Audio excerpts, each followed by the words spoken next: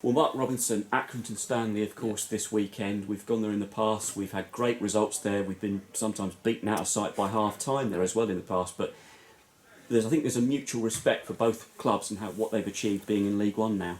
Yes, certainly on my part. I know John Coleman a little bit. He's given me some sound advice on a couple of occasions as I've got to know him. So I'm a big admirer of him and what they've done at Accrington. I think in many ways, what they've achieved. You read the stories of what they used to train on, etc. And we used them as an example to our academy lads. When sometimes we get parents moaning about venues, training venues, etc. And Accrington's been a club that we've used, in terms of what they've had in terms of facilities, etc. Yeah, so what they've achieved since they've been in League One is outstanding, and what they're achieving again this season is outstanding. So, something that we'll certainly be looking to emulate and go beyond in the future. We're over here again at Plough Lane today as well, and we can already see some of the new history starting to take shape on the surroundings around here as well. Why Plough Lane today though? Just because the surface down at the training grounds got very dry, and we're talking about facilities. We've got sprinklers, but they're not pop-up sprinklers, obviously. So we try and get it wet, but it's just so very, very dry down there. So it was just an opportunity. And the groundsman said, by all means, come down here because it's softer, and I wanted to do a proper extensive session.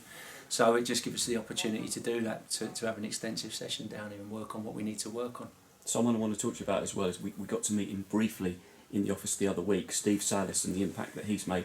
I won't describe his position because I know you've said in the past you prefer to sort of say that, but how much of an impact is he making already with you? Yeah, he makes an impact on everyone, staff and players, and even more now, we need that kind of thing where we are, because we know where we need to improve, and a lot of it is mental. I know some people have questioned whether there's been improvement, but you have to look. The reason why I'm standing in front of you now is because of the form that we had over those 11 games, before Glenn unfortunately departed. But our form over those 11 games, was 2 points and a goal difference of -20.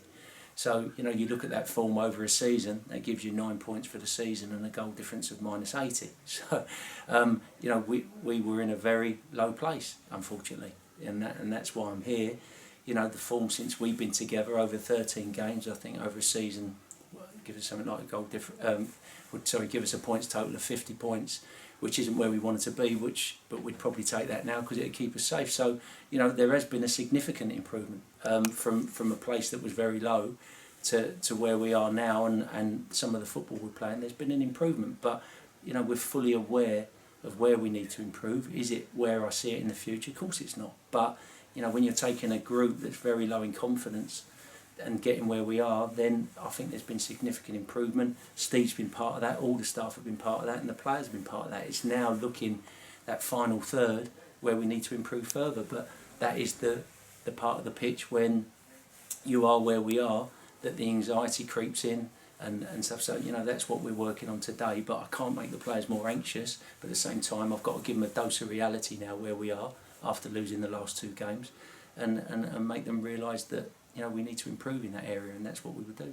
And on the subject of being positive as well, it was really good to have a chat with Paul Callan-By the other day, being back with us, and of course someone you know very well from the 18s days, and gives you another option in the running, yeah? No, and great, and that was part of the reason we come here today, to be back at our home, to bring home to the players why we're all together, and we've talked about our why and our purpose.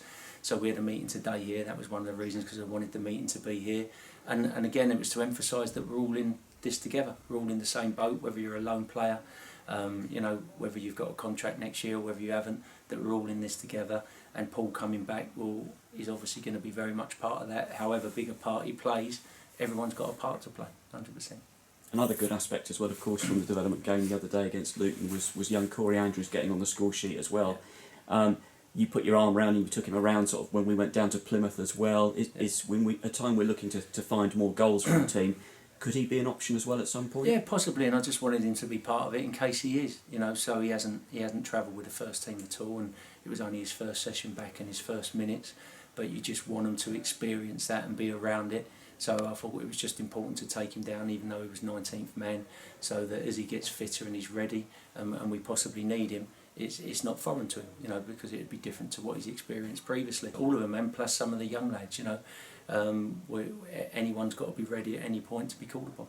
On that subject as well, you know, other deadline day kind of signing around January as well, Shayon Harrison back out there running around Plough Lane. Is there a chance that he could be involved at some point? Possibly. I mean, he's back running, as you said, so, you know, it might only be the last 2-3 games, it might be the last game, but who knows? It's that message.